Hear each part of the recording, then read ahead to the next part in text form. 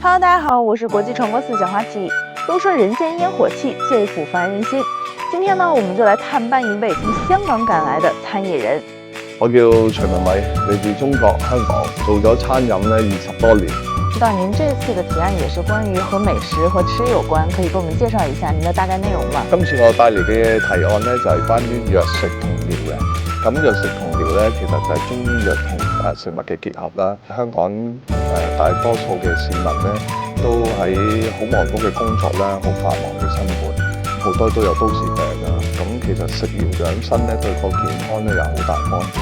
湖南的美食也非常的出名，但是呢，它有一個很大的特點，就是比較辣。剛剛說到的這個同源的這樣的一個理念，我們如何把湘菜可以做得更健康，或者和我們的中醫藥相結合？